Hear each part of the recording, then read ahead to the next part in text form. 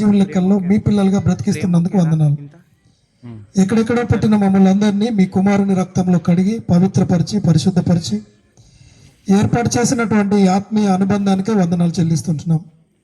ఈ రోజున దేవా, ఈ బర్దిపూరు మీ పిల్లల మధ్య మమ్మల్ని చేర్చి మీ విలువైనటువంటి మాటలను వినగలిగే భాగ్యాన్ని మాకు అనుగ్రహించినందుకు వందనాలు చెల్లిస్తుంటున్నాం.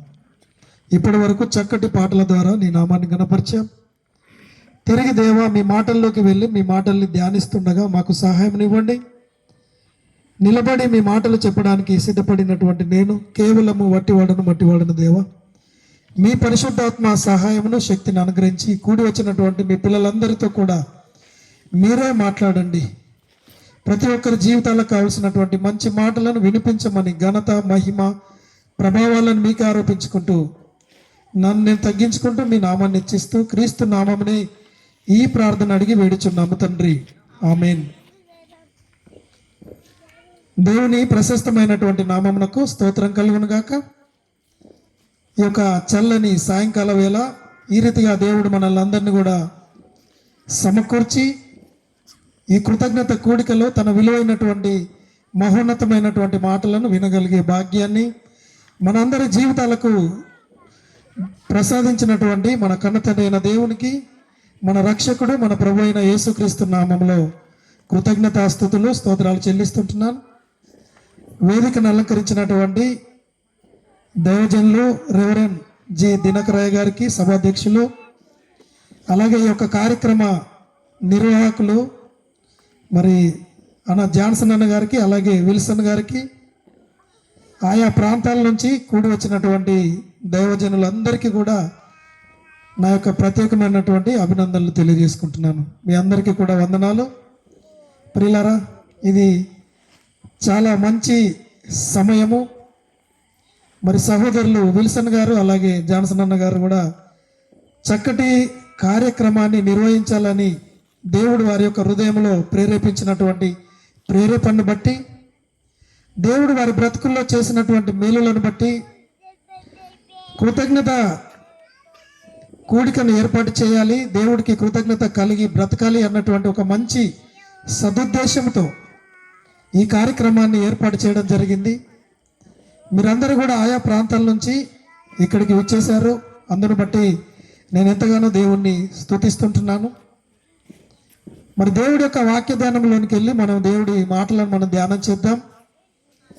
ఈరోజు మనం అందరము కృతజ్ఞత కూడికల్లోనికి మనము పాల్గొన్నాం. కృతజ్ఞత అంటేనే దేవుడు మన బ్రతుకుల్లో చేసినటువంటి మేలులకై దేవుడికి మనము చెల్లించేటటువంటి కృతజ్ఞత. దేవుడికి మనం ఏమిచ్చినా సరిపోదు, కానీ ఆయనకి ఇష్టమైనట్లుగా ఈ భూమి మీద బ్రతకాలన్నటువంటి ఉద్దేశంతో దేవుడు మనకి జీవితాన్ని ప్రసాదించాడు. పరలోకమందు ఉన్నటువంటి దేవుడు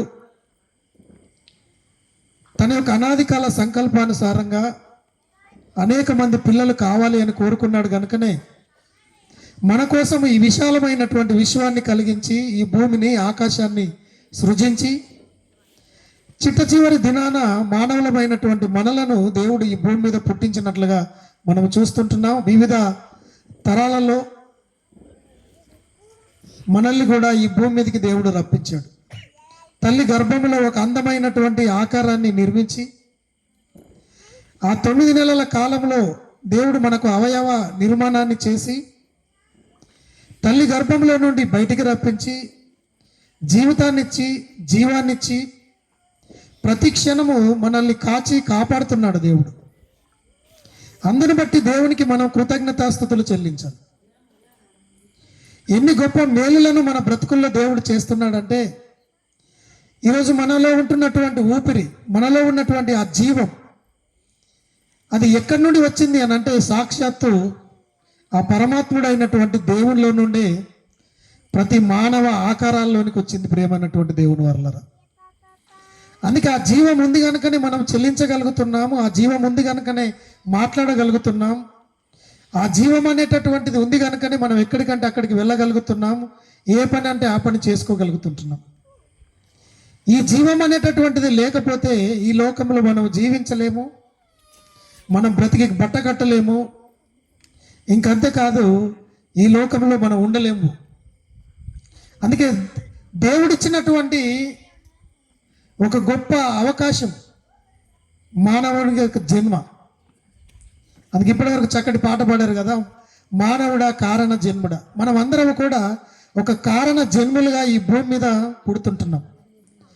ఏ ఒక్క మనిషి కూడా ఈ భూమి మీద పుడుతున్నాడంటే కారణం లేకుండా పుట్టడం లేదండి. చాలామంది వారి యొక్క జన్మ పరమార్థాన్ని తెలియక, ఎందుకు పుట్టామో తెలియక, ఎవరి కోసం బ్రతకాలో తెలియక చాలామంది వారి జీవితాన్ని వారికి ఇష్టానుసారంగా బ్రతికేస్తుంటున్నారు. కానీ ప్రతి మనిషి పుట్టుక వెనకాల దేవుడి సంకల్పం ఉంది, దేవుడి ఉద్దేశం ఉంది, దేవుడి చిత్తం ఉంది. దేవుడి చిత్తానుసారంగానే మనం ఈ భూమి మీద బ్రతుకుతున్నాము, ఈ భూమి మీద పుట్టగలుగుతున్నాం ప్రేమ అన్నటువంటి దేవుని వల్లరా. డాక్టర్లు అనుకున్నంత మాత్రాన మనం పుట్టలేదు, మన తల్లిదండ్రులు అనుకున్నంత మాత్రాన మనం ఈ భూమి మీదకి రాలేదు, ఇంకెవరో అనుకున్నంత మాత్రాన మనం ఈ భూమి మీదకి రాలేదండి.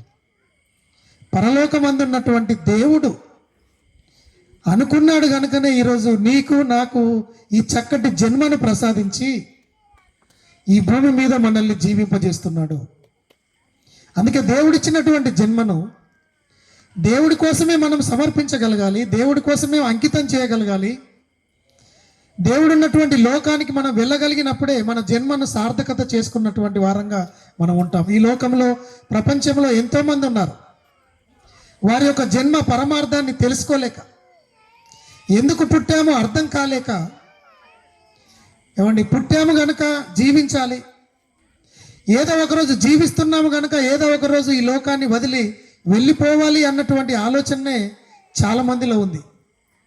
పుట్టినటువంటి వాడు గిట్టక మానడని, పుట్టినటువంటి వాడు ఏదో ఒకరోజు చస్తాడు అన్నటువంటి ఇంత మాత్రమే తెలుసుకున్నటువంటి వారుగా, ఏమండి తమ యొక్క జీవితము ఏమైపోతుందో అన్నటువంటి ఆలోచించలేక, మరణం తర్వాత మనిషి ఎక్కడికి వెళ్ళిపోతున్నాడో అర్థం కానటువంటి స్థితిలో మానవ జీవితాలు ఈ భూమి మీద బ్రతుకుతుంటున్నాయి ప్రియులారా. కానీ దేవుడు మనకు ఒక మంచి అవకాశాన్ని ఇచ్చాడు, మన జన్మ పరమార్థాన్ని తెలుసుకునేటటువంటి అవకాశాన్ని ఇచ్చాడు. ఇక్కడ కూర్చున్నటువంటి అందరూ కూడా నిజంగా దేవుడు నమ్మినటువంటి బిడ్డలే కనిపిస్తున్నారు కదా. నిజమైనటువంటి దేవుణ్ణి మనం తెలుసుకున్నాము, సత్యమైనటువంటి మార్గంలో నడుచుకుంటున్నాము, దేవుడి కోసమే బ్రతుకుతున్నాము. ఒకరోజు కన్ను మూస్తాము, కన్ను మూసినటువంటి మరుక్షణమే దేవుడి చెంతకు మనం వెళ్ళగలుగుతాం ప్రియులారా. కానీ ఎవరైతే ఈ జన్మ పరమార్థాన్ని తెలుసుకోలేనటువంటి వారు ఉన్నారో అందరూ చనిపోతారు.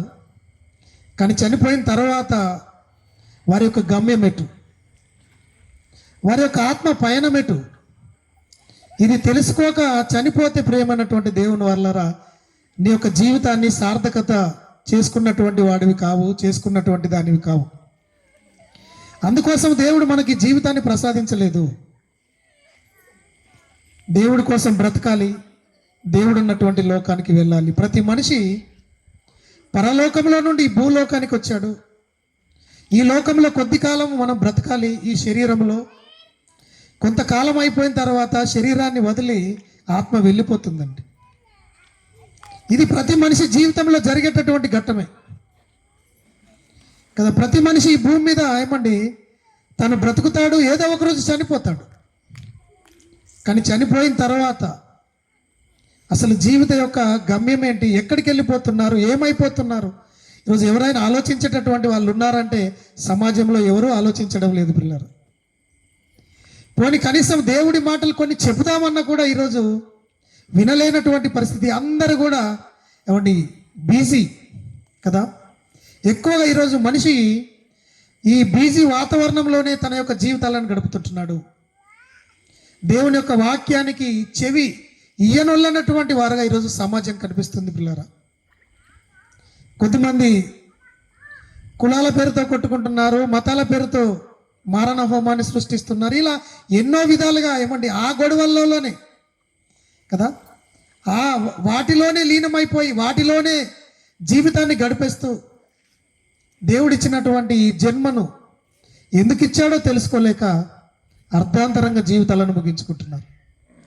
ఇంకొంతమందిని చూస్తే పిల్లరా దేవుడిచ్చినటువంటి ఈ జన్మ విలువ తెలియక ఏదో చిన్న చిన్నపాటి కుటుంబాల్లో వస్తున్నటువంటి చిన్న చిన్న మనస్పర్ధల వల్లనో, చిన్న చిన్న సమస్యల వల్లనో, కలహాల వల్లనో ఏం చేస్తున్నారు అని అంటే ఇక ఈ జీవితం ఇక వేస్ట్ అనుకుంటున్నారు. ఏదో ఆత్మహత్యల పేరుతో ఆత్మహత్యలు చేసుకొని అర్ధాంతరంగా జీవితాన్ని ముగించుకుంటున్నారు కదా. మొన్ననే పేపర్ చూసి ఉండొచ్చు, ఇంటర్లో ఫెయిల్ అయిపోయినందుకు కూడా ఈరోజు ఏం చేస్తున్నారండి, చనిపోతుంటున్నారు కదా. ఆఫ్టర్ ఆల్ ఇంటర్లో ఫెయిల్ అయిపోతే కూడా చనిపోవడమే. చూసారా, చిన్న చిన్న కారణాలతోటి జీవితాన్ని అర్ధాంతరంగా ముగించేసుకుంటున్నారు తప్ప ఈ జీవితాన్ని ఇచ్చినటువంటి దేవుణ్ణి జ్ఞాపకం చేసుకోవడం లేదు, దేవుణ్ణి తెలుసుకోవడం లేదు, దేవుడు ఉన్నటువంటి లోకానికి వెళ్ళాలి అన్నటువంటి ఆలోచన ఈరోజు ఏ మనిషిలో కనిపించడం లేదు ప్రియులారా. కానీ మన యొక్క జీవిత ధ్యేయం, జీవిత లక్ష్యం ఒకటే. పరలోకం నుండి ఈ భూలోకానికి వచ్చినటువంటి ప్రతి మనిషి తన యొక్క జీవిత యాత్రను ముగించుకొని మళ్ళీ ఆ యొక్క పరలోకానికి వెళ్ళిపోవాలి. అది మన యొక్క జన్మస్థలం. ప్రతి మనిషి అక్కడి నుండి ఈ లోకానికి వచ్చాడు, మళ్ళీ అక్కడికే వెళ్ళిపోవాలి. మీరు అనుకోవచ్చు, మరి మనది ఈ లోకం కాదండి అని అనుకోవచ్చు. మనది ఈ లోకం అయితే మనం ఇక్కడే ఉండిపోవాలి. మరి ఎందుకు ఉండిపోవట్లేదండి కదా? ఎందుకు ఈ లోకాన్ని వదిలి వెళ్ళిపోతుంటున్నాం అంటే మనది ఈ లోకము కాదు. అందుకే మన యొక్క లోకం పరలోకం ప్రియులారా, అక్కడికి వెళ్ళాలి. ప్రతి మనిషి తన యొక్క జన్మ పరమార్థాన్ని తెలుసుకోవాలి. ఈరోజు కృతజ్ఞత కూడికను ఏర్పాటు చేసినటువంటి నిజంగా సహోదరులు జాన్సన్ అన్న విల్సన్ వారు వారి యొక్క జీవిత పరమార్థాన్ని తెలుసుకున్నారు. దేవుడు వారి బ్రతుకుల్లో ఎన్నో ఎన్నో మేలులను చేశాడు. దేవుడు ఎక్కడో ఏమండి చిన్నగా ఉన్నటువంటి వారి జీవితాన్ని ఉన్నతమైనటువంటి స్థానంలో దేవుడు నిలబెట్టాడు. అందుకే దేవుడు చేసినటువంటి మేలులకు కృతజ్ఞతగా వాళ్ళ యొక్క కూడికను ఏర్పాటు చేసుకోవడం అనేది జరిగింది. ఈరోజు మనమందరం కూడా ఇక్కడ కూర్చున్నాం, అందరూ కుటుంబాలుగా ఇక్కడ ఉన్నాం. నిజంగా ఈ యొక్క ఇద్దరిని, ఈ రెండు కుటుంబాల వారిని చూసినప్పుడు అండి, బైబిల్లో కూడా ఒక రెండు కుటుంబాలు ఉన్నవి, అలాగని ఎన్నో కుటుంబాలు ఉన్నవి. ఇక్కడ కూర్చున్నటువంటి మనం కూడా రెండు కుటుంబాలే కాదు. కానీ ఈ కార్యక్రమ నిర్వాహకుల గురించి నేను చెప్తున్నాను. బైబిల్లో కూడా ఎన్నో కుటుంబాల చరిత్రలు రాయబడ్డవి. ఈరోజు ఏమంటే ఈ భూమి మీద కుటుంబ వ్యవస్థ ప్రారంభం అయ్యింది అంటే అది దేవుడే. కుటుంబ వ్యవస్థకు కారణము దేవుడే. ఈరోజు ఎన్ని వ్యవస్థలు ఉన్నా అన్ని వ్యవస్థలు అన్నిటికీ కారణం దేవుడే. కుటుంబాన్ని ఇచ్చింది దేవుడు, కుటుంబాలుగా కలిసి ఉండమన్నది దేవుడు కదా. అందుకే ఈరోజు ఎందుకు కుటుంబ వ్యవస్థను దేవుడు ఏర్పాటు చేశాడంటే మనం ఈ లోకంలో ఒంటరిగా బ్రతకలేమని దేవుడికి తెలుసండి. అందుకే సాటి అయినటువంటి సహకారిని ఇచ్చాడు, అన్నదమ్ములను ఇచ్చాడు, అక్క చెల్లెలను ఇచ్చాడు, ఇరుగు పొరుగు వారిని ఇచ్చాడు, బంధువులను ఇచ్చాడు, స్నేహితులను ఇచ్చాడు, శ్రేయోభిలాషులను ఇచ్చాడు. ఇలా ఎంతో మందిని దేవుడు ఎందుకు మనకు అనుగ్రహిస్తున్నాడు అని ఆలోచిస్తే ఒకటే, మనం ఈ లోకంలో ఒంటరిగా బ్రతకలేమని, కలిసి ఉంటేనే కలదు సుఖం అన్నట్లుగా అందరూ కలిసిమెలిసి ఉండాలి, ఒకరి కష్ట సుఖాలలో ఒకరు పాలు పంచుకోవాలి, నా పిల్లలందరూ కలిసి ఐక్యమత్యంగా ఈ భూమి మీద బ్రతికి నేనున్నటువంటి లోకానికి రావాలన్నదే దేవుడి ఆలోచన అండి. కానీ ఈరోజు ఎన్ని కుటుంబాలలో ఐక్యమత్యం కనిపిస్తుంది కదా? కనిపించడం లేదు. అక్రమం విస్తరించడం చేత అనేకులలో ప్రేమ చల్లారిపోయినట్లుగానే ఈరోజు క్రైస్తవ కుటుంబాలలో కూడా ఏం లేదంటే ప్రేమ లేదు. ప్రేమ అన్నటువంటి దేవుని వల్ల అక్క చెల్లెల మధ్య ప్రేమ లేదు, అన్నదమ్ముల మధ్య ప్రేమ లేదు కదా, తండ్రి కొడుకుల మధ్య ప్రేమ లేదు, తల్లి కూతుళ్ళ మధ్య ప్రేమ లేదు. కారణం ఏంటంటే అక్రమం అనేటటువంటిది విస్తరిస్తుంది, ప్రేమ చల్లారిపోతుంది. కానీ ఈరోజు క్రైస్తవ కుటుంబాలలో కదా అక్రమం విస్తరించకూడదు, క్రమం అనేటటువంటిది విస్తరించాలి. ప్రేమ ఎక్కువైపోవాలి తప్ప ప్రేమ చల్లారి పోకూడదు. అందుకే ఇలాంటి దేవుడి యొక్క మాటలు వినడం వల్ల కుటుంబాలను కట్టుకునేటటువంటి అవకాశం ఉంటుంది, కుటుంబాలను సరి చేసుకునేటటువంటి అవకాశం ఉంటుంది. దేవుడి మాటలే ఈరోజు మనకు కుటుంబ వ్యవస్థను ఏర్పాటు చేసింది. దేవుడి మాటలే మన కుటుంబాలను కట్టగలదు, మన జీవితాలను సరిచేయగలదు, మనల్ని ఆ నిత్యత్వంలోనికి తీసుకుని వెళ్ళగలదు. దేవుని మాటలే ప్రతి మనిషికి శరణ్యం అండి. దేవుని మాటలు లేనిదే ఈరోజు మనిషికి భూమి మీద బ్రతకలేదు. ఈ సకల చరాచర సృష్టిని కలిగించింది దేవుడి మాటలే. నిన్ను నన్ను పుట్టించింది దేవుడి మాటలే, మనకు బ్రతుకునిస్తున్నది దేవుడి మాటలే, చివరికి మనకి నిత్య జీవానికి తీసుకొని వెళ్ళేది కూడా దేవుడి మాటలే. అందుకే ఆ దేవుడి మాటల్లోకి వెళ్ళి మనం ధ్యానం చేయగలిగితే, ఏమండి బైబిల్లో కూడా ఒక ఇద్దరు ఉన్నారు, ఇద్దరు అన్నదమ్ములే వాళ్ళు. ఎవరో తెలుసండి? వారు కూడా ఇద్దరు అన్నదమ్ములే. వారి జీవితంలో దేవుడు ఏమండి వారి జీవితాన్ని ఏ విధంగా ఆశీర్వదించాడు, ఏ విధమైనటువంటి విధముగా వారి యొక్క జీవిత విధానం ఉంది. ఈరోజు ఒకవేళ మన కుటుంబాలు ఆ విధంగా ఉన్నవా లేవన్నటువంటిది ఒక్కసారి మనలను మనం పరిశీలన చేసుకుందాం. ఎందుకంటే వారు దీవించబడడానికి గల కారణాలు ఏంటి? ఈరోజు మన కుటుంబాలు ఎందుకు దీవించబడలేకపోతుంటున్నవి అన్నటువంటిది మనం ఆలోచన చేయగలిగితే, ఏమంటే ఇద్దరు వ్యక్తులను గురించి మనం ఒక్కసారి ధ్యానం చేద్దాము. వారు ఎవరో కాదు, సొంత సహోదరులే.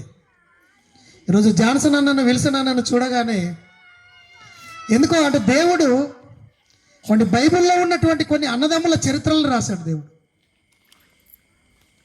వారి జీవితాన్ని మనం చూసినప్పుడు, ఎందుకంటే బైబిలే మనకు ఆధారం అండి, దేవుడి మాటలే ఆధారం. బైబిల్లో జరిగినటువంటిదే ఈరోజు సమాజంలో జరుగుతుంది. ప్రేమన్నటువంటి దేవుని వల్ల బైబిల్లో ఉన్నటువంటి కుటుంబాలే నేడు సమాజంలో ఉన్నటువంటి కుటుంబాలు. అందుకే ఆ యొక్క కుటుంబ వ్యవస్థలు అనేటటువంటి ఏ విధంగా ఉన్నవి, ఈరోజు మన కుటుంబ వ్యవస్థలు ఏ విధంగా ఉంటున్నవి, దీనిని మనం ఆలోచన చేద్దాం. చూడండి ఒక మాట, ద్వితీయోపదేశ కాండము 33వ అధ్యాయము, ద్వితీయోపదేశ కాండము 33వ అధ్యాయము 24, 25 వచనాలను మనం చదువుకోగలిగితే, ద్వితీయోపదేశ కాండము 33వ అధ్యాయము 24, 25 వచనాలను చదువుకుందాం ప్రియులారా. ఆషేరును గురించి ఇట్లా నేను, ఆషేరు తన సహోదరుల కంటే ఎక్కువగా ఆశీర్వదించబడును, అతడు తన సహోదరుల కంటే కటాక్షమునందును తన పాదములను తైలములో ముంచుకొనెను. నీ కమ్ములు ఇనుపవిను ఇత్తడివినై ఉండును, నీవు బ్రతుకు దినములలో నీకు విశ్రాంతి కలుగును అన్నాడు. దేవుడు నిజంగా ఆనాడు ఇశ్రాయేళ్ల 12 గోత్రాలను దైవజనుల ద్వారా, అంతేకాదు వారిని కనినటువంటి తండ్రుల ద్వారా కూడా దేవుడు దీవించినట్లుగా మనం చూడగలుగుతుంటున్నాం. యాకోబు గారు తనకు పుట్టినటువంటి 12 మంది కుమారులు, తాను మంచాన అవసాన దశలో ఉన్నాడు, ఇక రేపో మాపో చనిపోయేటటువంటి స్థితిలో ఉన్నాడు. మరి ఆ సమయంలో కుమారులందరినీ కూడా మంచం దగ్గరికి పిలిచాడు.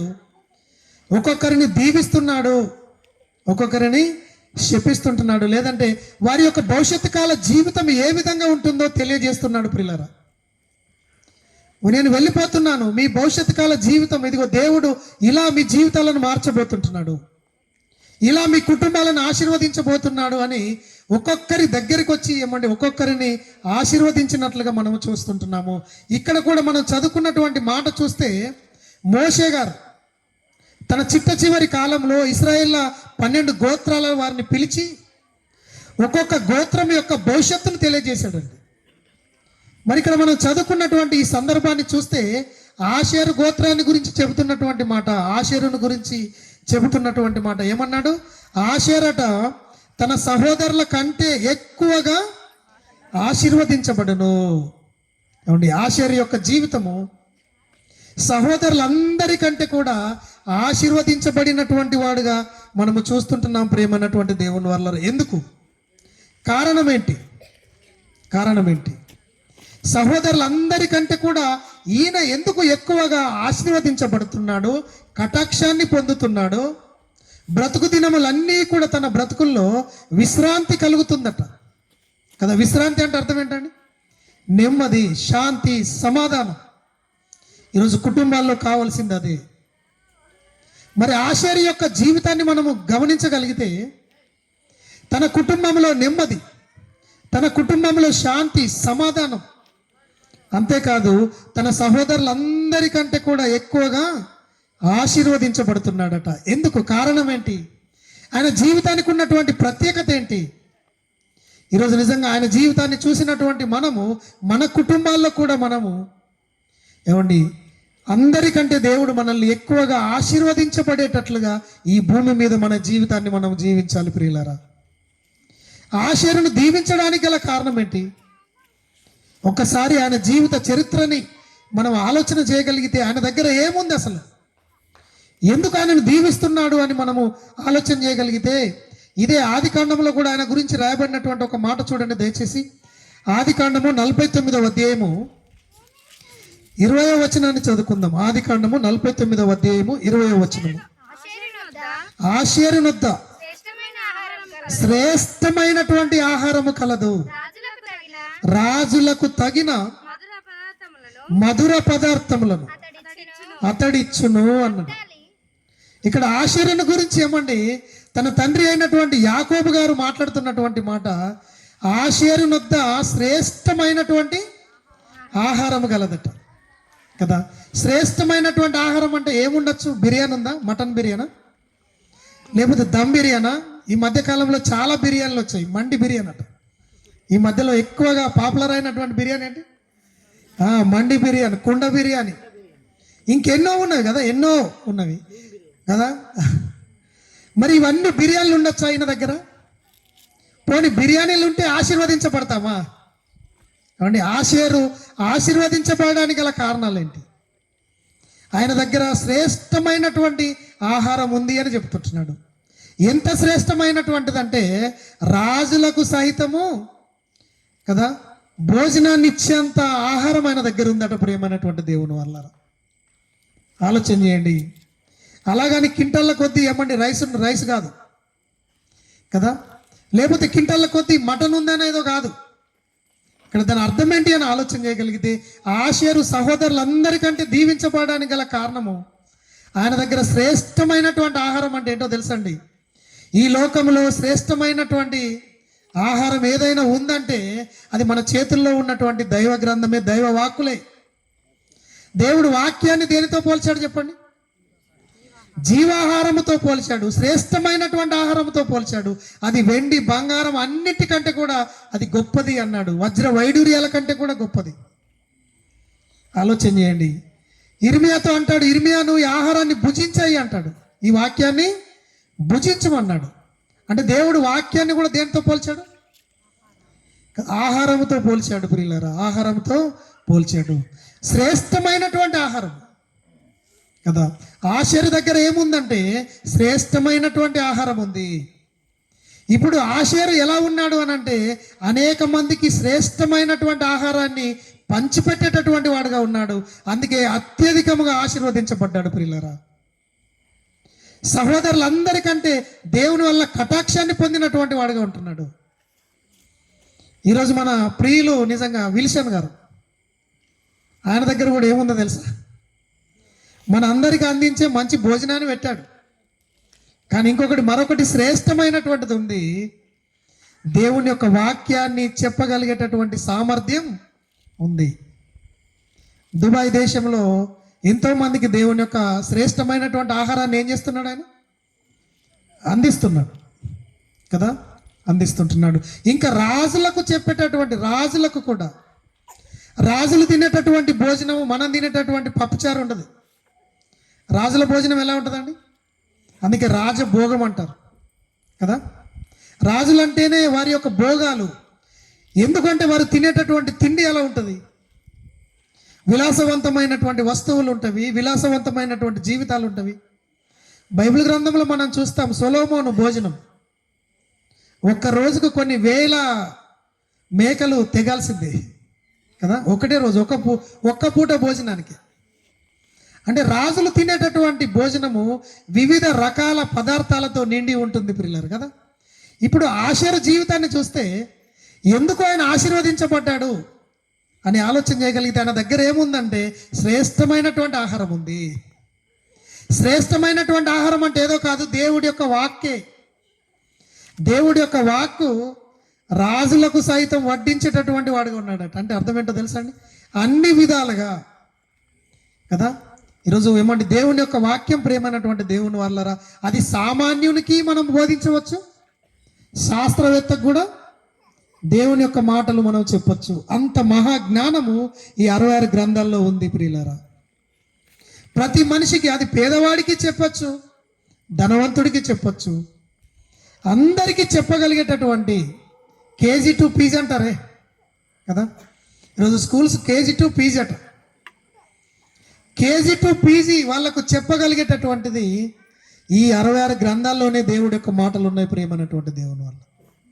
అందుకే రాజులు తినేటటువంటి భోజనం అంటే అది ఏదో చిన్న చిన్న భోజనాలు కాదు, వారు విచిత్రమైనటువంటి పదార్థాలతో ఏమండి అన్నీ ఉంటాయి. మటన్ ఉంటుంది, చికెన్ ఉంటుంది, బిర్యానీ ఉంటుంది కదా, ఇంకా అనేక వివిధ రకాల వెరైటీస్తో కూడినటువంటి భోజనం. అంటే దాని అర్థం ఏంటి అని ఆలోచన చేయగలిగితే వాక్యాన్ని కూడా అనేక రకాలుగా పంచేటటువంటి అవకాశము ఈరోజు సహోదరులు విల్సన్ గారికి దేవుడు అనుగ్రహించాడు. అందుకే ఈరోజు మనం ఆలోచన చేయగలిగితే ప్రేమ అన్నటువంటి దేవుని వల్లరా తన కుటుంబం కూడా తన యొక్క జీవితం కూడా ఒక ఆషేరులాగా దీవించబడాలి అని మనం కోరుకోవాలి. ఒక ఆషేరు చూడండి, తన సహోదరులందరికంటే కూడా ఏమైపోయాడు, ఎక్కువగా ఆశీర్వదించబడ్డాడు అని ఇక్కడ దేవుని యొక్క మాటలు సెలవిస్తుంటున్నవి. ఎక్కువగా కటాక్షాన్ని పొందాడట. దేవుడి కరుణ కటాక్షాలు అందరి మీద ఉండవు ప్రేమ అన్నటువంటి దేవుని వల్ల. ఎవరి దగ్గర అయితే శ్రేష్టమైనటువంటి ఆహారం ఉంటుందో, ఎవరైతే ఈ జీవాహారాన్ని ప్రతిరోజు భుజిస్తారో, ఎవరైతే ఈ జీవాహారాన్ని అనేక మందికి పంచుతారో వారు దేవుని యొక్క కరుణ కటాక్షాలను పొందుకుంటారు. దేవుడి యొక్క కృపకు పాత్రలు అవుతారు. దేవుడి యొక్క కృప, దేవుడి యొక్క దీవెన అలాంటి వారి మధ్యలో ఉంటుంది, అలాంటి వారి మీద, అలాంటి వారి కుటుంబాల మీద ఉంటుంది ప్రేమ అన్నటువంటి దేవుని వల్ల. ఇంకా చూడండి, ఆయన జీవితంలో ఉన్నటువంటి ప్రత్యేకతను మనం ఆలోచన చేయగలిగితే అక్కడ మనం చూస్తే ద్వితీయోపదేశకాండం మళ్ళీ అక్కడికి రండి 33:24 చూస్తే, ఆషేరు తన సహోదరుల కంటే ఎక్కువగా ఆశీర్వదించబడును, ఆషేరు తన సహోదరుల కంటే కటాక్షము నందును. ఎందుకు కటాక్షాన్ని నందుతున్నాడు, ఎందుకు ఆశీర్వదించబడుతున్నాడు అంటే మనం చూసాం కదా, శ్రేష్టమైనటువంటి ఆహారం మన దగ్గర ఉంది కదా. ఈరోజు మనం ఎందుకు దీవించబడలేకపోతున్నాం అంటే మన దగ్గర ఏం లేదు, శ్రేష్టమైనటువంటి ఆహారాన్ని మనము తినడం లేదు, ఇతరులకు తినిపించడం లేదు కదా. బైబిల్ ఉంది, బైబిల్ పట్టుకొని వెళుతున్నాం, కానీ బైబిల్లో ఏముందో మనకు తెలియదు ప్రేమ అన్నటువంటి దేవుని వల్ల. అది తెలిసినప్పుడే, ఈ రుచిని మనం చూసినప్పుడే, దీన్ని భుజించినప్పుడే అనేక మందికి మనం ఏం చేయగలం, ఈ ఆహారాన్ని పంచిపెట్టగలము ప్రేమైనటువంటి దేవుని వల్ల. అలా పంచిపెట్టినటువంటి వారి మీదనే దేవుడి కటాక్షం అనేటటువంటిది ఉంటుంది, దేవుడి కరుణ ఉంటుంది, దేవుడి దీవెన ఉంటుంది ప్రియులారా. ఇంకా చూడండి, ఆయన యొక్క జీవితాన్ని మనం చూస్తే ఆయన తన పాదములట తైలములో ముంచుకొనును. పాదాలను ఏం చేశాడట, తైలములో ముంచుకొనుండు. మరి తైలంలో ముంచుకుంటే ఆశీర్వదించబడతారని మీరు కూడా తైలంలో ముంచుకోకండి కదా. తైలం అంటే ఏంటి, నూనె కదా, నూనె. అలాగని ఏమండి పాదాలు వెళ్ళి తీసుకొని వెళ్ళి మంచి 1 కిలో నూనె తెచ్చుకొని ఎండాకాలం కనుక మంచి చక్కగా నూనెలో కనుక పాదాలను పెట్టుకుంటే దేవుడు ఆశీర్వదిస్తాడని మరలా పాదంలో ముంచుకునేరు మీరు. దాని అర్థం ఏంటి అని ఆలోచన చేయగలిగితే ఏమండి, మనకు పాత నిబంధన గ్రంథంలో తైలం అంటేనే అభిషేకం కదా, పరిశుద్ధాత్మ. అంటే ఏమండి, తన పాదములను తైలంలో ముంచుకున్నాడు అని అంటే అర్థం ఏంటంటే పరిశుద్ధాత్మ అంటే ఆత్మ చెప్పినట్లుగానే నడుచుకుంటున్నాడు. ఆయన ఆత్మానుసారంగా జీవిస్తున్నాడు, ఆత్మ చెప్పినట్లుగానే ఎక్కడికి వెళ్ళమంటే అక్కడికి వెళుతున్నాడు, ఏం చేయమంటే అది చేస్తున్నాడు. తన చిత్తానుసారంగా ఒక్క అడుగు కూడా ముందుకు వేయడం లేదు ప్రేమన్నటువంటి దేవుని వల్ల. ఈరోజు నీ జీవితం, నా జీవితం, మనందరి జీవితాలు కూడా ఆశీర్లాగా ఆశీర్వదించబడాలి అని అంటే మన పాదములను కూడా మనం ఏం చేయాలి, ఆత్మానుసారంగా నడుచుకోవాలి కదా. మన శరీరం చెప్పినట్లు మన పాదాలు ముందుకు వేయకూడదు ప్రేమన్నటువంటి దేవుని వల్ల. ఆత్మానుసారంగా నడుచుకోవాలి కదా. అంటే ఆత్మలో అంటే అక్కడ ఏమని రాయబడ్డది అని అంటే పాదములు తైలములో ఏం చేసుకున్నాడట, ఆయన ముంచుకున్నాడు అని రాయబడ్డది. అంటే పూర్తిగా పరిశుద్ధాత్మ ప్రేరేపణతో నిండుకున్నాడు. పరిశుద్ధాత్ముడు ఎటు వెళ్ళమంటే అటు వెళుతున్నాడు తప్ప తన చిత్తానుసారంగా ఒక్క అడుగును కూడా ఆయన ముందుకు వేయడం లేదు. అందుకే దేవుడి దీవెనలు పొందుకున్నాడు, అందరికంటే ఎక్కువ దీవెన పొందుకుంటున్నాడు, అందరికంటే ఎక్కువ కటాక్షాన్ని పొందుకుంటున్నాడు కదా. అందరికంటే నెమ్మది, విశ్రాంతి, శాంతి, సమాధానం ఆయన యొక్క జీవితంలో కనిపిస్తున్నట్లుగా మనము చూడగలుగుతుంటున్నాం ప్రేమ అన్నటువంటి దేవుని వల్ల. ఈరోజు మనం ఏం చేస్తున్నాం, మన జీవితం ఎలా ఉంది, ఒక్కసారి మనలను మనం పరిశీలన చేసుకుందాం. అవునండి. ఇంకా జీవితాన్ని మనము చూడగలిగితే ఇంకా 25వ వచనంలో ఏమన్నాడండి? నీ కమ్ములు ఇనుపవిను ఇత్తడివిన అయి ఉన్నవి అన్నాడు. ఇంకా ఆయన కమ్ములు అన్నక్కడ పుట్టినట్లు ఒక మాట రాయబడ్డది, పాదరక్షలు. అంటే ఆషేరు ఏం ధరించుకున్నాడు అని ఆలోచన చేయగలిగితే పాదరక్షలు ధరించుకున్నాడు అండి. పాదరక్షలు అంటే చెప్పులు, మనం వేసుకున్నటువంటి చెప్పులు. పాదరక్షలు ధరించుకుంటే దేవుడు ఆశీర్వదిస్తాడా? మీరు అనుకోవచ్చు, మా ఇంట్లో కూడా నాకు 4 రకాల చెప్పులు ఉన్నాయండి. ఒకటి బాటా, ఇంకొకటి ఇంకెన్నో రకాల చెప్పులు ఉన్నాయి కదా, వాక్మెట్ కదా, ఇంకా ప్యారాగన్ చెప్పులు, ఇంకెన్నో రకాల చెప్పులు ఉంటాయి, మనకు షూలు ఉంటాయి. నాకు కూడా ఇన్ని రకాల షూలు ఉన్నాయండి మా ఇంట్లో. మరి దేవుడు నన్ను దీవిస్తాడని మీరు అనుకోవచ్చు. ఇక్కడ నిజంగా ఆలోచన చేయండి ప్రేమన్నటువంటి దేవుని వల్లరా.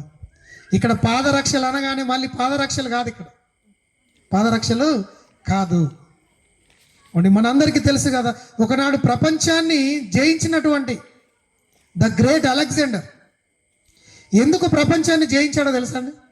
ఎందుకు ప్రపంచాన్ని జయించాడో తెలుసు అంటే, ఎలా జయించగలిగాడు అని మనం ఆలోచన చేయగలిగితే, ఈ అలెగ్జాండర్ తనతో ఉన్నటువంటి సైనికుల కట్ట పాదరక్షలు సపరేట్గా చేయించి వాళ్ళకు తొడిగించేవాడట. ఎందుకో తెలుసా అండి? ఎందుకు అని అంటే, ఏ దేశం మీదనైనా విజయాన్ని సాధించాలంటే, ఏమండి, ఆ దేశం మీదకి వెళ్ళాలంటే ఈ రోజుల్లో ఉన్నట్లు వాహనాలు లేవు ఒకప్పుడు కదా. వాళ్ళు నడుచుకుంటూ వెళ్ళిపోవాలి. నడుచుకుంటూ వెళ్ళిపోతున్నట్టు తరుణంలో ఏమండి, ఆ యొక్క దేశం వారు ఏం చేసేవాళ్ళంటే, వాళ్ళు వస్తున్నటువంటి మార్గ మధ్యంలో ఏ ముళ్ళను పడేసేటటువంటి వాళ్ళు, లేకపోతే ఇంకేదైనా ఇనుప వస్తువులను పడేసేటటువంటి వాళ్ళు. ఇప్పుడు పాదరక్షలు లేకపోతే ఏమవుతుందండి? ఏమండి, ఆ పాదాలకు ఒకవేళ అవి గుచ్చేసుకొని అక్కడే వాళ్ళు ఆగిపోయేటటువంటి వాళ్ళు తప్ప ముందుకు సాగిపోయేటటువంటి వాళ్ళు కాదు. అందుకే అలెగ్జాండర్ ఆలోచన చేసినటువంటి ఆయన ఏం చేశాడంటే, నా సైనికులకి ఏముండాలంటే పాదరక్షలు ఉండాలి. పాదరక్షలు ఉంటేనే వీళ్ళు ఏమంటే చక్కగా పోరాడతారు. శత్రువును మొట్టమొదటిగా శత్రువుతో యుద్ధం చేయాలంటే శత్రువు దగ్గరికి వెళ్ళాలి. మరి శత్రువు దగ్గరికి వెళ్ళకుండా మార్గ మధ్యంలోనే ఇలాంటి ఆటంకాలు ఉన్నాయనుకోండి, కాళ్ళకి ఏదైనా గుచ్చుకున్నాయనుకోండి, వెళ్ళగలుగుతారా? పోరాటం చేయగలుగుతారా అంటే చేయలేదు. అందుకే ఆయన ఆలోచించినటువంటి ఆయన వారికి పాదరక్షకులు తొడిగించేటటువంటి వాడట. సరే, అంటే ఇక్కడ ఆషేరు కూడా ఏం కలిగి ఉన్నాడంటే పాదరక్షలు కలిగి ఉన్నాడు. మీరు అనుకోవచ్చు, మేము కూడా పాదరక్షలు కలిగి ఉన్నామండి కదా అనుకోవచ్చు. కానీ ఇక్కడ చెబుతున్నటువంటి మాట పాదరక్షలు అంటే అర్థం ఏంటంటే, చెప్పులు అంటే ఏదో ఆ చెప్పుల గురించి చెప్పడం లేదు. మనందరికీ తెలుసు కదా, ఎఫెసీయులకు రాసిన పత్రిక 6వ అధ్యాయము 15వ వచనాన్ని చదవండి. 6వ అధ్యాయం 15వ వచనం. పాదములకు సమాధాన సువార్త సిద్ధ మనస్సును జోడు తొడుక్కోండి అన్నాడండి. ఇక్కడ ఈరోజు నీవు నేను మనం అందరం తొడుక్కోవాల్సినటువంటిది జోడులు ఏంటో తెలుసండి? సమాధాన సువార్త వలనైనటువంటి సిద్ధ మనస్సు అనేటటువంటి జోడులు తెలుసుకోవాలి, తొడుగుకోవాలి. ఈరోజు ఆషేరు జీవితం ఆశీర్వదించబడడానికి గల కారణం ఏంటంటే, ఆయన ఏం తొడుక్కున్నాడు? సమాధాన సువార్త అనేటటువంటి తొడుక్కున్నాడండి. ఈరోజు నిజంగా మన కుటుంబాలు ఎందుకు ఆశీర్వదించబడలేకపోతున్నాయంటే, మనం చెప్పులు వేసుకొని ముందుకెళ్తున్నాము, ఒక ఇంటిలోనికి వెళ్ళామంటే సమాధానాన్ని మోసుకొని వెళ్ళిపోతున్నామా? సమాధాన సువార్తను మోసుకొని వెళ్ళిపోతున్నామా? లేకపోతే 2 ఇండ్ల మధ్య ఏమండి కదా కొట్లాట పెట్టించేటటువంటి మాటలు మాట్లాడడానికి వెళ్ళిపోతుంటున్నామా? ప్రియులారా, ఆలోచన చేయండి. మనం ఒక ఇంటిలో నుండి ఒక అడుగు బయటికి వేసామంటే, మనం వేసేటటువంటి ప్రతి అడుగు, మనం వెళుతున్నటువంటి ప్రతి ఇల్లు అది సమాధానాన్ని కలిగించేటటువంటి వారంగా ఉండాలి తప్ప, ఏమండి 2 ఇండ్లకు 2 కుటుంబాలకి గొడవ పెట్టించి కదా నవ్వుకునేటటువంటి వారంగా ఉండకూడదు. ప్రేమైనటువంటి దేవుని వల్ల చాలామంది ఈరోజు కుటుంబాల్లో ఏం చేస్తున్నారు చెప్పండి? కుటుంబాల్లో ఏం చేస్తున్నారు కదా, అందరికీ జగడాలు పెట్టించేటటువంటి వాళ్ళు ఎక్కువైపోయారు ఈరోజు. కారణం ఏంటంటే ఈ చూస్తున్నటువంటి సీరియల్స్ కదా. సీరియల్ అంతా ఏముంటుందండి కదా, రెండు కుటుంబాల మధ్య వైరం, రెండు కుటుంబాల మధ్య జగడాలు, ఇవే కనిపిస్తున్నాయి ప్రేమ అన్నటువంటి దేవుని వల్ల. ఈరోజు మనం ఎందుకు ఆశీర్వదించబడలేకపోతున్నాం అంటే ఇదే కారణం అండి. ఒక్కసారి మీ పాదాలకు అంటే సమాధాన సువార్తను మీరు తొడుక్కొని, ఆ జోళ్ళను తొడుక్కొని, ఏమండి ఇప్పుడు ఒక ఇద్దరు ఈ వ్యక్తుల మధ్య ఏమండి సమాధానం లేదు, రెండు కుటుంబాల మధ్య సమాధానం లేదు, మీకు తెలిసింది. ఇప్పుడు తెలవగానే మనం ఏం చేయాలి చెప్పండి? ఏం చేయాలండి? మీరు ఏం చేయాలి? వారి ఇద్దరు కుటుంబాల మధ్యకు వెళ్ళి సమాధానపరచాలి. కానీ ఈరోజు చాలామంది ఏం చేస్తున్నారంటే ఆ కుటుంబం దగ్గరికి వెళ్ళి అక్కడ ఒక నిప్పేసి, ఈ కుటుంబం దగ్గరికి వెళ్ళి ఇక్కడ ఒక నిప్పేసి, రెండు కుటుంబాలను ఏమండి కాలిపోయేటట్లుగా చేస్తున్నారో తప్ప సమాధానపరిచేటట్లుగా ఈరోజు చేయడం లేదు ప్రేమ అన్నటువంటి దేవుని వల్ల. ఆ విధంగా ఉంటే దేవుడు మన జీవితాన్ని చూసి సంతోషపడడు. చాలామంది ఏం చేస్తారని ఆలోచన చేయగలిగితే, చాలామంది ఏం చేస్తారంటే మరి కోడల దగ్గరికి వెళ్తారు, అత్త కోడళ్ళ మధ్య వైరాన్ని పుట్టిస్తారు. కోడల దగ్గరికి వెళ్ళి అమ్మా బాగున్నావా, ఓకే బాగున్నానంటది. అప్పుడు అంటారంటే మరి నిజంగా మీరు మీ అత్త కోడళ్ళు చాలా బాగా ఉన్నారు, మీరు చక్కగా కలిసిమెలిసి ఉన్నారు, మరి నీవేమో మీ అత్తను ఒక అమ్మలాగా చూసుకుంటున్నావు, మరి మీ అత్త నిన్ను ఒక కూతురులాగా చూసుకుంటుందా లేదా అని అంటది.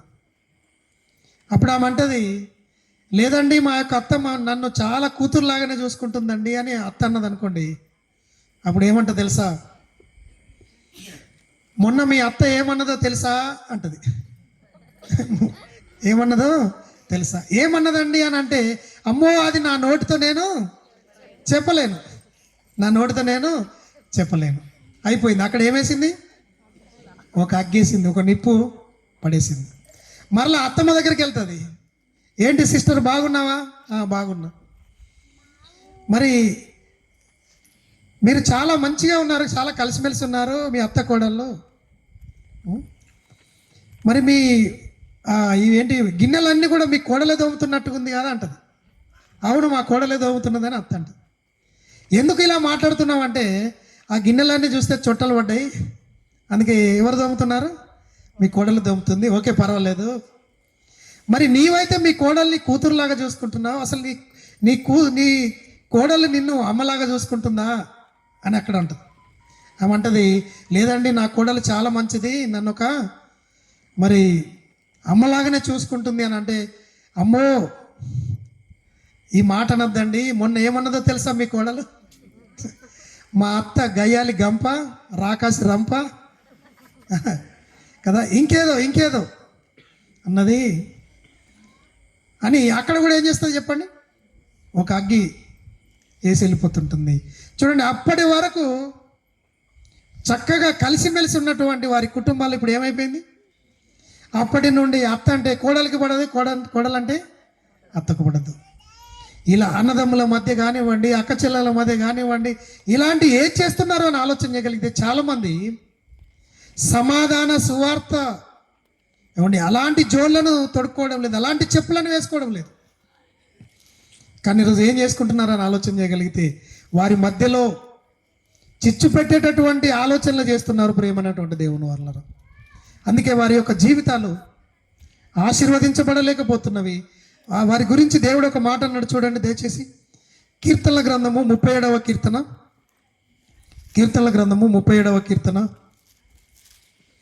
38, 39 వచనాలను చూడగలిగితే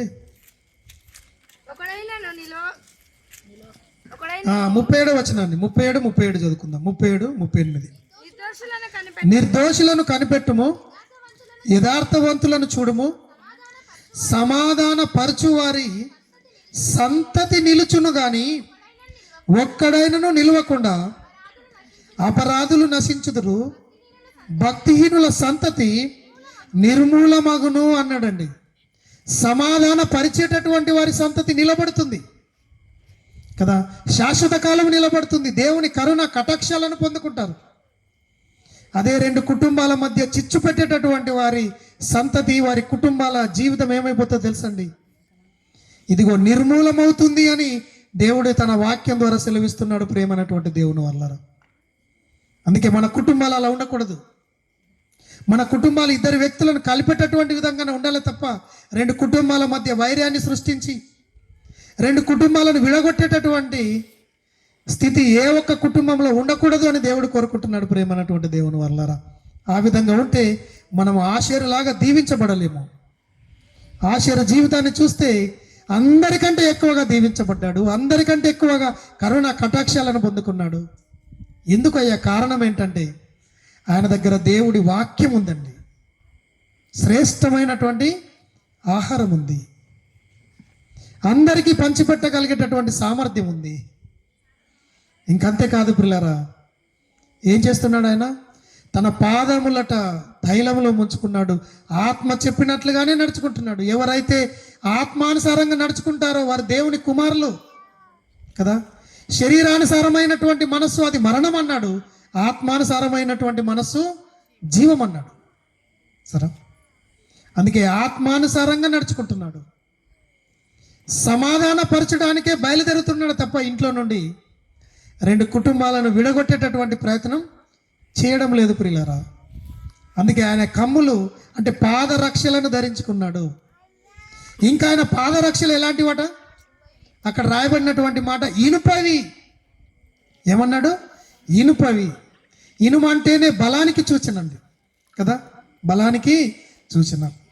అంటే ఆయన కూడా తన జీవితంలో దేవుని వలన బలాన్ని పొందుకుంటున్నాడు, దేవుని కోసం ఎదురు చూస్తూ బ్రతుకుతున్నాడు, దేవుని వలన బలాన్ని పొందుకుంటున్నాడు. ఈరోజు మనము కూడా మన యొక్క బలము, మన యొక్క శక్తి దేవుడి వల్ల మనం పొందుకోవాలి ప్రియులారా. యెహోవా కొరకు ఎదురు చూసి వాళ్ళు నూతన బలాన్ని పొందుదురు అంటాడు. సరే, దేవుని కోసం ఎదురు చూస్తున్నాడు, దేవుని బలాన్ని పొందుకుంటున్నాడు. ఇంకేమన్నాడు? ఇనుపవి ఇత్తడివి అన్నాడు. ఆయన యొక్క పాదాలట ఇత్తడివి. ఇనుమైన తుప్పు పడుతుంది కానీ ఇత్తడి తుప్పు పట్టదు. ప్రేమైనటువంటి దేవుని వల్ల తుప్పు పడుతుందా? ఇత్తడి తుప్పు పట్టదు. అందుకే చూడండి, చాలా దేవాలయాల్లో ధ్వజస్తంభాలు నిలుపుతూ ఉంటారు. హైందవ సోదరుల దేవాలయాలు మోస్తే దేవాలయం ముందు ఏముంటుందండి? పెద్ద స్తంభం ఉంటుంది. దాన్ని దేంతో చేస్తారంటే ఇత్తడితోటే చేస్తారు. అందుకే దాన్ని ఏమన్నారంటే ధ్వజస్తంభం అన్నారు కదా, ధ్వజ స్తంభము అన్నారు. అది పాడవదు, వర్షం కొట్టినా పాడవదు, ఎండ కొట్టినా పాడవదు, ఎంత మంచు కురిసినా పాడేటటువంటి అవకాశం ఉండదు. ప్రేమైనటువంటి దేవుని వల్ల. అందుకే ఆషేరు దీవించబడడానికి గల కారణం ఏంటంటే ఆయన కూడా ఏమండి ఒక ఇత్తడిలాగా, ఒక ధ్వజస్తంభంలాగా ఏమండి నిలబడ్డాడు. ఈరోజు నిజంగా మనం కూడా మన జీవితాలలో దేవుడి కోసం, దేవుడి సంఘములో ఒక స్తంభంలాగా మనం నిలబడాలి. ధ్వజస్తంభం ఎక్కడ ఉంటుందండి కదా, ఎలాగైతే ఆ యొక్క దేవాలయం ముందు ఉంటుందో మన జీవితాలలో కూడా దేవాలయానికి ముందు ఉండాలి. దేవుని సంఘంలో ఒక స్తంభంగా ఉండాలి, నిలబడాలి. నిర్మూలమయ్యేటటువంటి సంతతిగా ఉండకూడదు పిల్లరా. నిరంతరము నిలిచేటటువంటి సంతతిగా మనము, మన కుటుంబాలు ఉండగలగాలి. ఈరోజు నిజంగా ఇంత చక్కటి మీటింగ్ ఏర్పాటు చేసినటువంటి సహోదరుల కుటుంబాలు కూడా ఈ విధంగా ఆశీర్వదించబడాలి అని దేవుడు ఆశపడుతుంటున్నాడు. ఒక ఆశీర్లాగా ఆశీర్వదించబడాలి.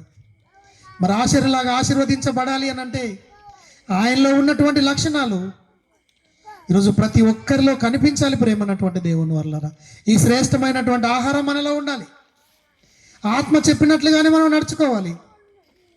రెండు కుటుంబాల మధ్య సమాధానం పరచాలి తప్ప వారిని విడగొట్టేటటువంటి ప్రయత్నం చేయకూడదు కదా. దేవుని వలన బలాన్ని పొందుకోవాలి. దేవుని సంఘంలో ఒక స్తంభంగా, ఒక బలమైనటువంటి స్తంభంగా మన కుటుంబం మనం నిలబడగలగాలి. అప్పుడు దేవుడు గొప్పగా, దేవుడు మనల్ని ఆశీర్వదిస్తాడు. మరొక వ్యక్తి జీవితాన్ని చూస్తే ఆయన సహోదరుడే, ఆయన కూడా ఎవరో కాదు. చూడండి, ఆయన జీవితాన్ని మనం చూస్తే ఆదికాండము 49వ అధ్యాయము, ఆదికాండము 49వ అధ్యాయము 14వ వచనాన్ని చూడండి దయచేసి. 14వ వచనం. ఇశ్శాఖారు 2 దొడ్ల మధ్య పండుకొని ఉన్న బలమైనటువంటి గార్ధాబము అతడు విశ్రాంతి మంచిదగుటయు ఆ భూమి రమ్యదమైనదగును చూసిన గనుక అతడు మోయిటకు భుజము వంచుకొని వెట్టి చేసేటటువంటి దాసుడగును అన్నాడండి. ఇక్కడ చూడండి, ఇశ్శాఖారు జీవితాన్ని మనం చూస్తుంటున్నాము. తన తండ్రి యాకోబు గారు ఏమండి ఆయన గురించి ఆయన భవిష్యత్తును చెప్తున్నాడు. ఇశ్శాఖారు జీవితం ఎలా ఉందటంటే 2 దొడ్ల మధ్య పడుకున్నాడట కదా. ఏమండి నిజంగా ఆలోచన చేయండి, 2 దొడ్ల మధ్య పడుకున్నాడట. ఏదైనా ఒక దొడ్డిలో పడుకోవాలి కదా. కానీ ఈయన జీవితం ఎలా ఉందంటే 2 దొడ్ల మధ్య పడుకున్నటువంటి వాడుగా ఉన్నాడు. అంటే 2 కావాలి అనుకుంటున్నాడు. అప్పుడప్పుడు అంటాం కదా, అవ్వ కావాలి, బువ్వ కావాలి కదా. ఇటు లోకం కావాలి, ఇటు దేవుడు కావాలి. ఆదివారం వస్తే దేవుడు దేవాలయం, సోమవారం వస్తే మళ్ళీ సినిమా హాలు, బ్రాండ్ షాపు, ఇంకెన్నో ఉన్నవి లోకంలో, ఎన్నో ఉన్నవి.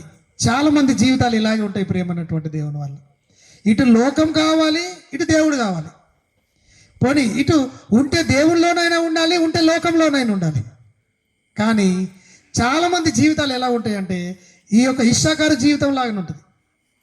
ఇటేమో ఆదివారం వస్తే దేవుడు కావాలి, మళ్ళీ సోమవారం నుండి శనివారం వరకు మళ్ళీ లోకం కావాలి కదండి.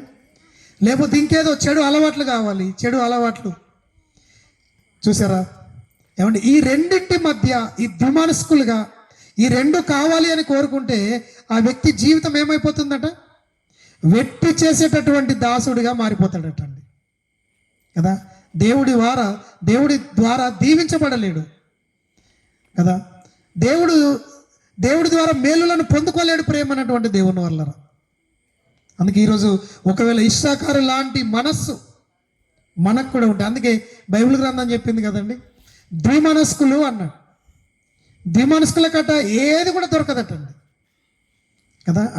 అట్టివారికి ఏమి దొరకదని బైబిల్ గ్రంథంలో రాయబడ్డది. యాకోబు రాసిన పత్రిక 1వ అధ్యాయం 7వ వచనం చూస్తే అక్కడ ఏముందంటే, ద్విమనస్కులు తీయనవసరం లేదు దయచేసి, ద్విమనస్కులు ఏదైనా దేవుడి వల్ల కావాలి అనుకుంటారు, వారికి ఏమి కూడా దొరకదన్న.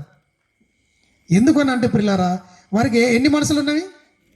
2 మనసులు ఉన్నాయట కదా. మనకు 2 మనసులు ఉండకూడదు పిల్లరా. దేవుడు ఒకే మనసు ఇచ్చాడు.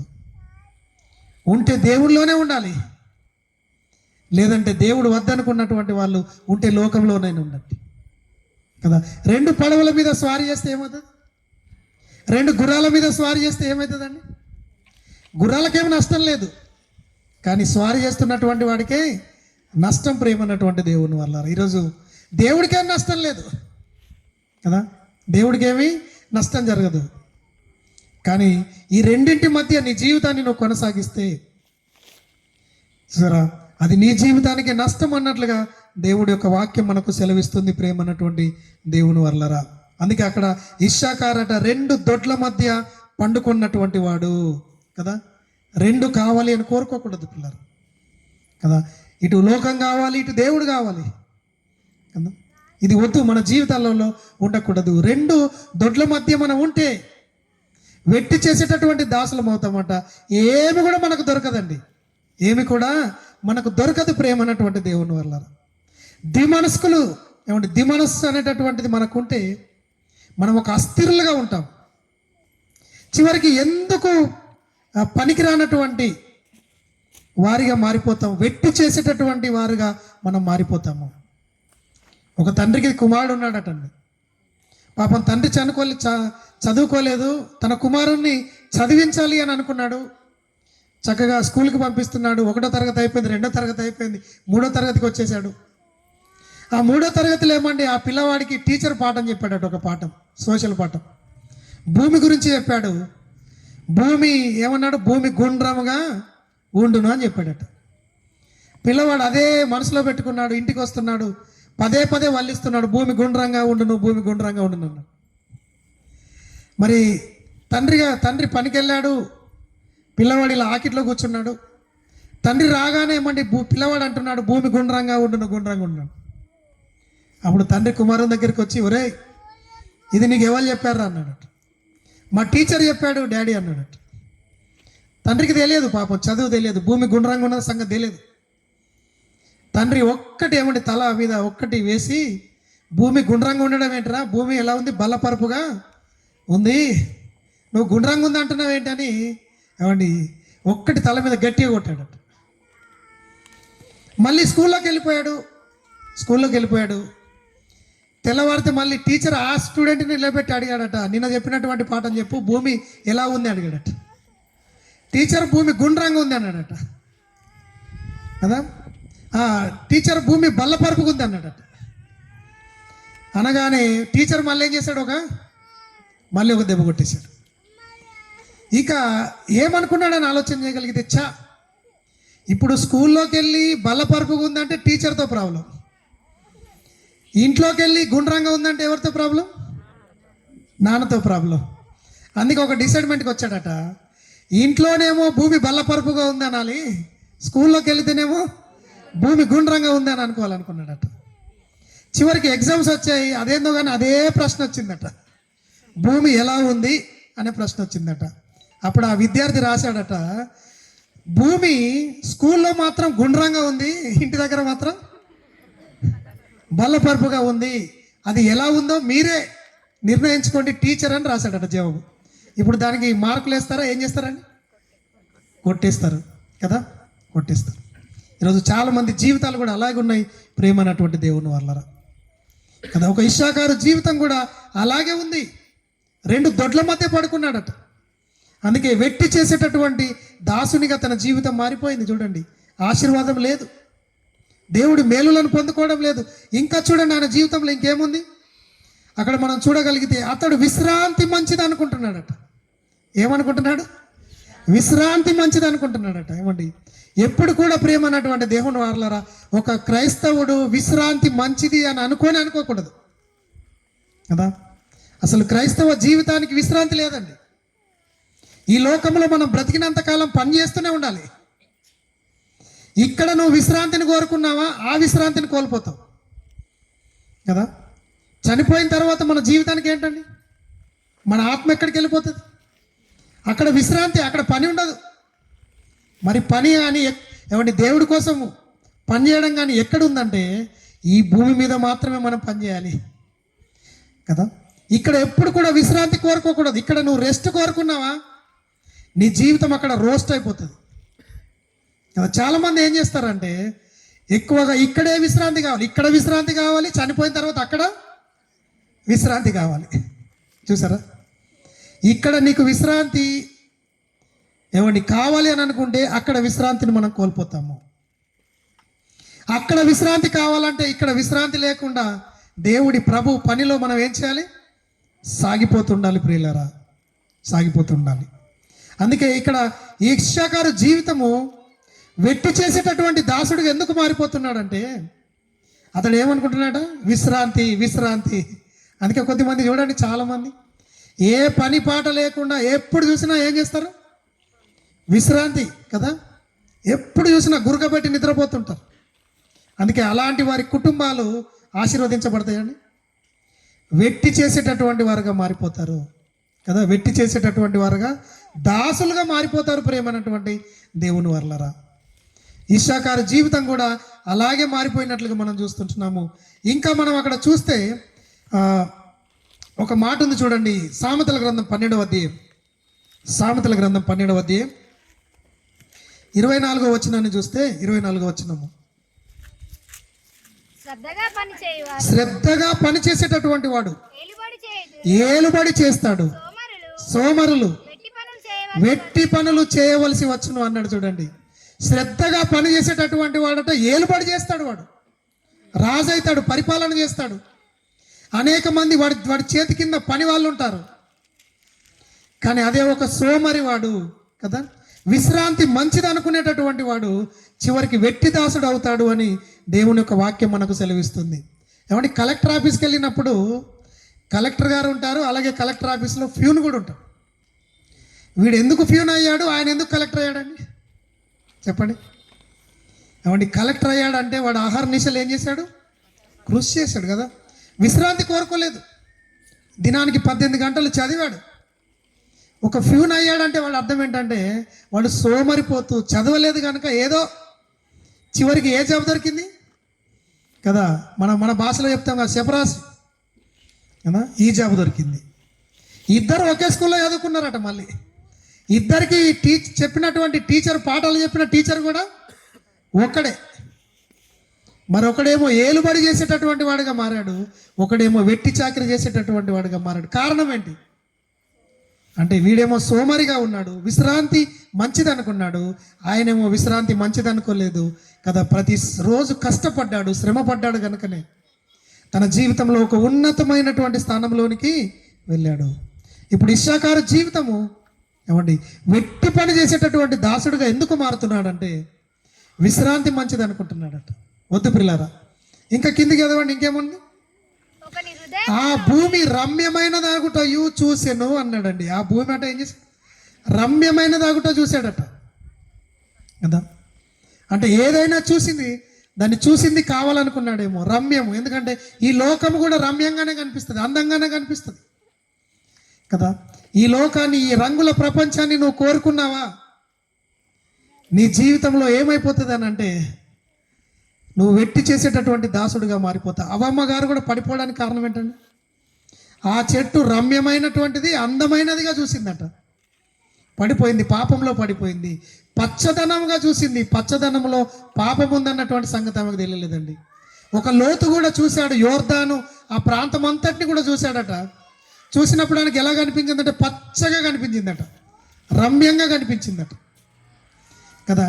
కానీ దాంట్లో పాపం ఉందన్నటువంటి సంగతి తెలుసుకోలేకపోయాడు. పిల్లరా, ఈరోజు చాలామంది మన జీవితంలో కూడా మనం పొరపాటు పడిపోతూ ఉంటాం. ఇదిగో పచ్చగా ఉంది కదా, మంచిగా ఉంది, రమ్యంగా ఉంది అనుకుంటున్నాము, అది మంచిది అనుకుంటున్నాము. కానీ పచ్చదనంలోనే ఏముందండి? పాపం అనేటటువంటి దాగి ఉంటుంది. ప్రేమ అనేటువంటి దేవుని వల్ల నువ్వు దాన్ని కోరుకున్నావా, నీ జీవితం అయిపోయినట్లే. నువ్వు వెట్టి చేసేటటువంటి దాసుడిగా నీ జీవితం మారిపోతుంటుంది. అందుకే ఆ విధంగా మనం ఉండకూడదు. ఇప్పుడు ఇశ్శాఖారు జీవితము ఏమండి ఇలా మారిపోయింది, వెట్టి చేసేటటువంటి దాసుడిగా మారిపోయాడు. కానీ ప్రతి వ్యక్తి జీవితంలో ఒక మలుపు ఉంటుందండి, టర్నింగ్ పాయింట్ ఉంటుంది. విద్యార్థి జీవితంలో ఇంటర్మీడియట్ టర్నింగ్ పాయింట్ అది కదా. ఇంటర్మీడియట్ ఏంటండి? అదొక టర్నింగ్ పాయింట్. ప్రతి వ్యక్తి జీవితంలో ఒక టర్నింగ్ పాయింట్ ఉంటుంది. దేవుడు ప్రతి మనిషికి ఒక అవకాశాన్ని ఇస్తాడు.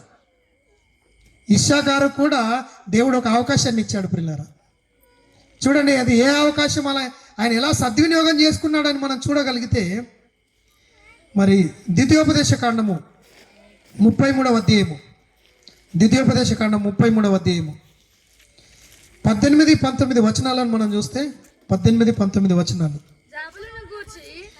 జెబులూను గురించి ఇట్లా, నేను జెబులూను నీవు బయలువెళ్ళు స్థలమందు సంతోషించుము. ఇశ్శాఖారు నీ గుడారముల యందు సంతోషించుము. వారు జనములను కొండకు పిలిచిరి, అక్కడ నీతి బలులను అర్పించిరి. వారు సముద్రముల సమృద్ధిని, ఇసుకలో దాచబడిన రహస్య ద్రవ్యములను పీల్చుదురు అంటున్నాడండి. ఇక్కడికి వచ్చేటప్పటికి ఇశ్శాఖారు జీవితాన్ని దేవుడు చెప్తుంటున్నాడు. ఇశ్శాఖారు నీ గుడారమందు సంతోషం ఉంటుంది అన్నాడు. ఎందుకు సంతోషం? అక్కడేమో వెట్టి చేసేటటువంటి దాసుడు అవుతాడు అన్నాడు. ఇక్కడికి వచ్చేటప్పటికి దీవించబడుతుంటున్నాడు. తన జీవితంలో ఒక మలుపు తిరిగింది. ఏంటి, ఎందుకు తన జీవితంలో మలుపు తిరిగింది అని ఆలోచన చేయగలిగితే, అక్కడ రాయబడినటువంటి మాట, వారు జనములను కొండకు పిలిచిరి అన్నాడు. అంటే ఇశ్శాఖారు జనాలను ఎక్కడికి పిలిచాడట?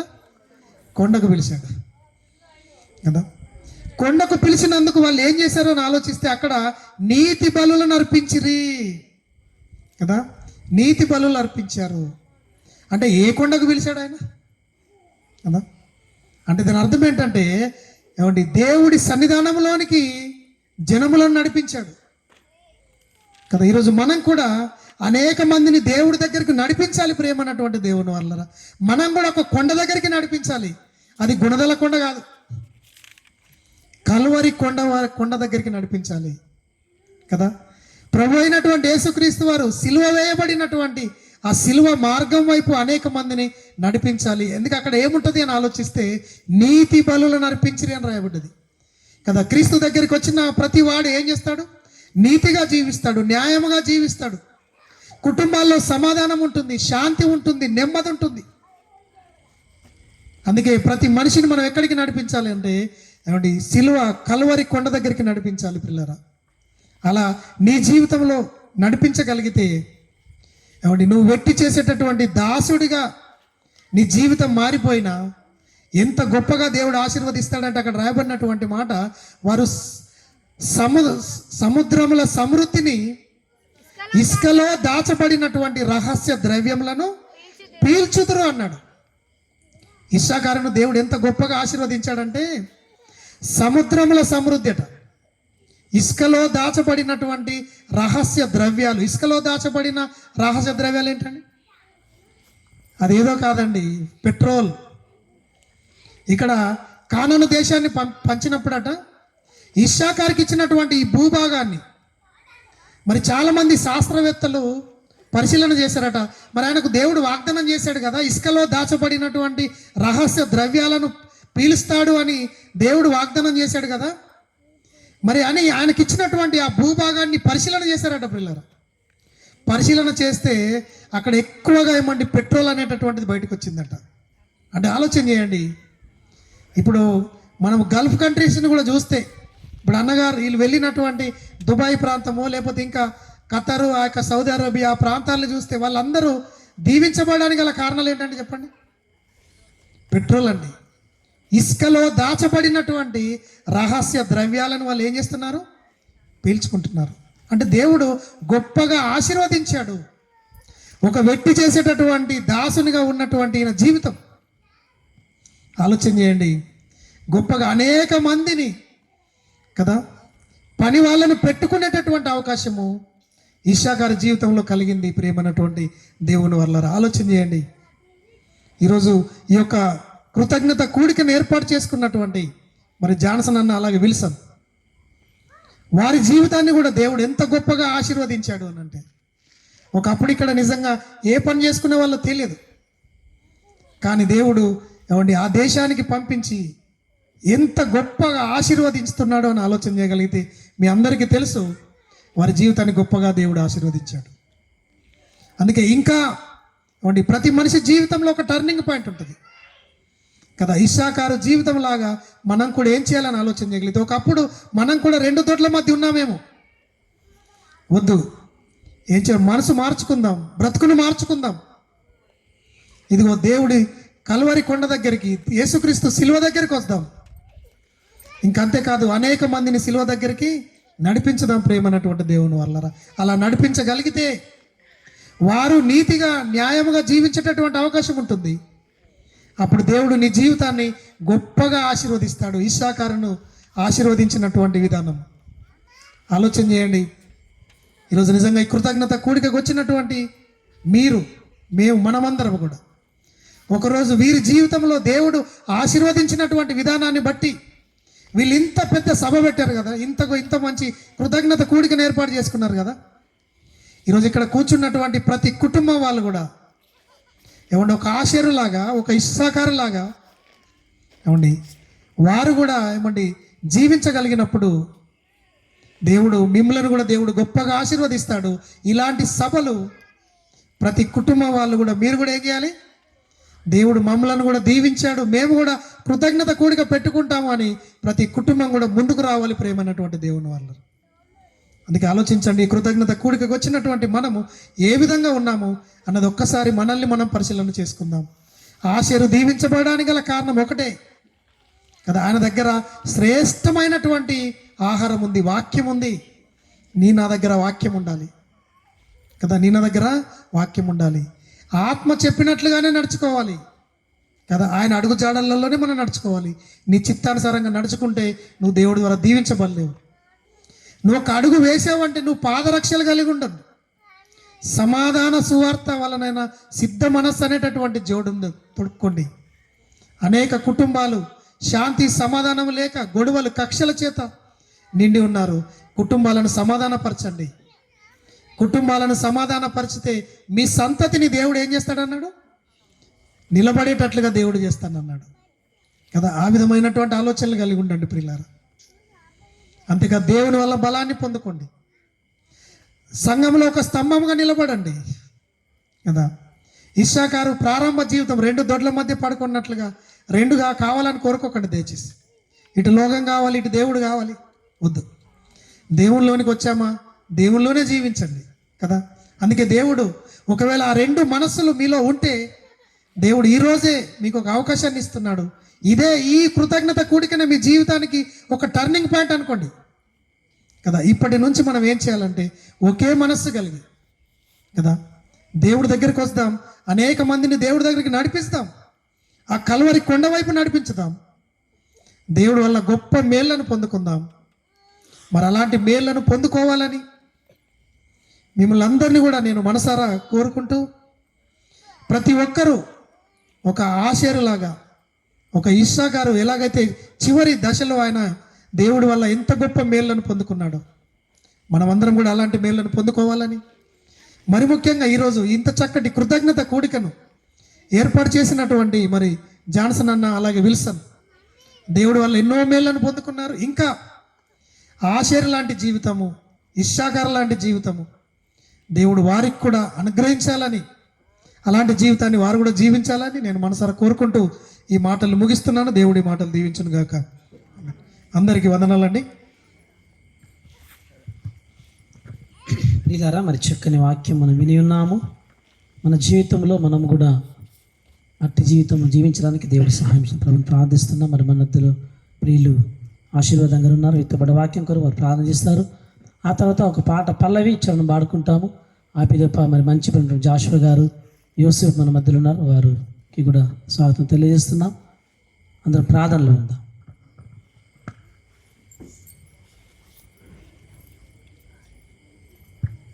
ప్రార్థన చేద్దాం. తలలు వంచండి. మమ్మల్ని ఎంతగానో ప్రేమిస్తున్న మా తండ్రి, నీ ఘనమైన నామానికి స్తుతులు స్తోత్రాలు చెల్లిస్తున్నాం. మరి ఇదివరదాకా నా తండ్రి మీ దాసుల ద్వారా అనేక సంగతులు మాతో మాట్లాడినందుకు స్తోత్రాలు. ఇస్సాకారులాగా ప్రభా, మేము ఆషేరులాగా ఉండటానికి ప్రభా మమ్మల్ని దీవించండి.